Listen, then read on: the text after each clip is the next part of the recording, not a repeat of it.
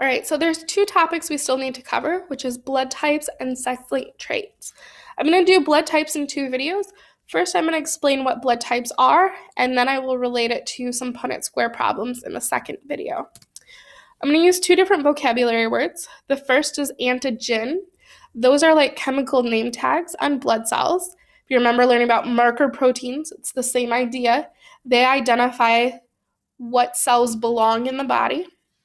Antibodies, however, are attackers that will then go and look for antigens on cells that don't belong.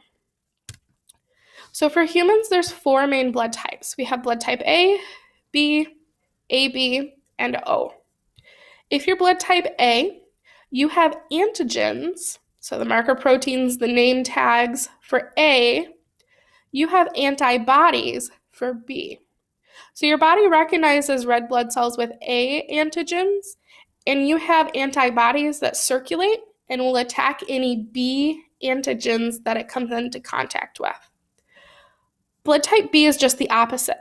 Blood type B recognizes B antigens and attacks A antigens. So they have A antibodies. So A and B blood types are never going to donate to each other.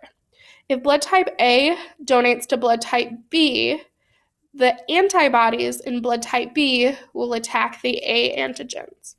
Vice versa for B donating to A. If B gives to A, the antibody B is going to attack the B blood, and it won't work. Blood type AB is a mixture of both. Their red blood cells both recognize and have A antigens and B antigens. Because they have both types of antigens, they don't have any antibodies. So blood type AB is the universal receiver because they can get blood from other AB people. They can get it from B because they recognize B. They can get it from A because they also recognize the A antigen.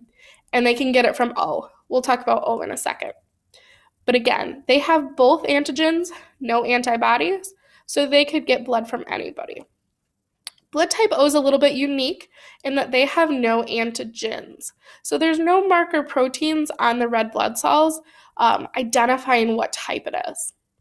Because they don't have any antigens, though, they do have both antibodies.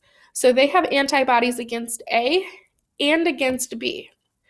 So while anybody can accept blood type O because there's no antigens to attack, people who are blood type O can only accept blood from other O people. Because if they got any with an A antigen, they'd attack, and any with a B antigen, they'd attack. So O is a universal donor. Anytime there's an emergency situation or hospitals are low on blood, they're going to ask for O donors because O is the most universal. Anybody can accept O, but only O can accept O as well. So what does this do with genotypes? So if you look at the bottom row here, if you're blood type A and B are co-dominant alleles for blood types. So if you're blood type A, you could be homozygous dominant, and we mark it with a capital IA.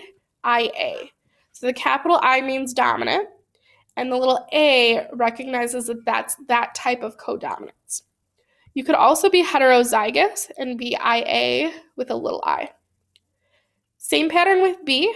You could be homozygous dominant, IB, or you could be heterozygous and have one of the dominant IBs and also a recessive little I.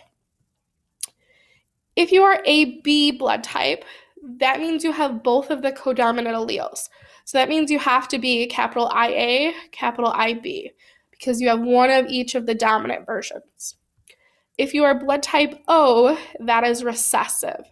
And so the only way to show the recessive trait is to have both alleles be recessive, those two little I's.